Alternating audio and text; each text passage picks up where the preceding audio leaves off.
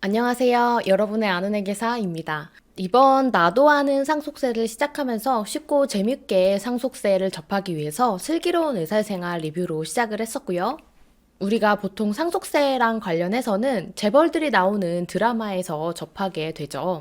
그런데 최근에는 자산의 가격들이 많이 상승하면서 아주 먼 얘기가 아닌 것이 되었습니다. 오늘부터 하나씩 개념과 꿀팁들 살펴보도록 하겠습니다. 일단 상속이 개시가 되면 가장 중요한 것이 누가 얼마나 상속받는지에 대한 것이라고 생각합니다. 그래서 상속의 우선순위와 법정 상속 지분에 대해서 이번 시간에는 알아보도록 하겠습니다. 사실 상속인의 우선순위와 법정 상속 지분에 대해서는 상속세법이 아니라 이 민법에서 규정하고 있습니다. 우선순위는 1순위가 배우자와 직계 비속, 2순위가 배우자와 직계 존속, 그리고 3순위가 형제 자매, 4순위가 사촌 이내의 반계 혈족, 그리고 마지막 5순위가 특별 연고자나 국가로 되어 있습니다. 살펴본 것처럼 1순위는 배우자와 직계 비속이 되는데요. 이때 상속 지분은 배우자가 1.5고 자녀가 1입니다. 자녀 간에는 아들이나 딸, 성년, 미성년자의 이런 차별 없이 모두 1씩의 지분을 가지게 되고요. 전편의 스리생 리뷰에서도 보았듯이 배우자는 사실혼의 경우에는 상속인에서 제외가 되고 또 따라서 법률상으로 이혼하는 경우에도 상속 권한은 사라지게 됩니다.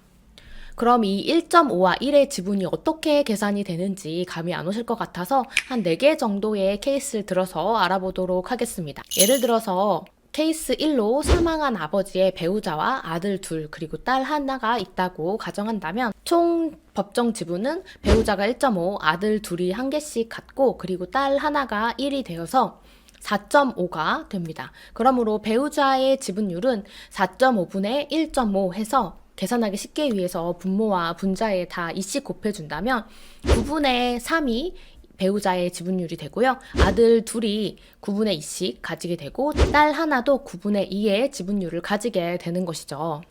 그리고 케이스 두 번째로 만약에 이 경우에 배우자가 없고 상속인으로 자녀만 있는 경우에는 자녀들만 단독으로 요 아들 둘과 딸 하나의 이 세 명에서 3분의 1의 지분율을 가지게 됩니다. 그리고 다음 케이스 3으로 자녀는 없고 배우자만 있는 경우에는 2순위로 배우자와 직계 존속이 공동순위에 있기 때문에 피상속인의 부모님이 1씩 지분율을 가지게 되고요. 지분율을 계산하는 방식은 동일합니다.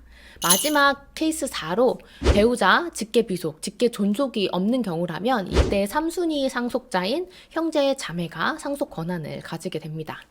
물론 앞서서 말씀드린 것은 이제 법정 상속 지분을 말씀드린 것이고 상속인들의 협의하에서 법정 상속 지분과 다른 상속 비율을 선택할 수는 있습니다.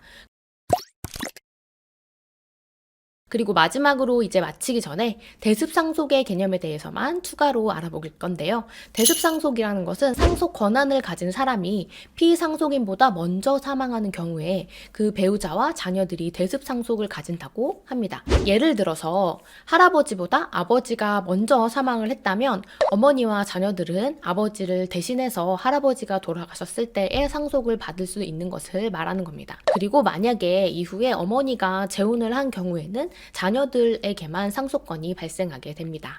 오늘은 상속세에 대한 꿀팁을 설명드리기에 앞서서 이전에 나도 아는 증여세에서처럼 상속세의 기본 개념 먼저 알아보는 시간을 가졌습니다. 이후의 편들에서 좀 더 기초적인 개념을 살펴본 뒤에 상속세 꿀팁을 전수해드리는 시간 갖도록 하겠습니다. 지금까지 여러분의 아는 회계사였습니다.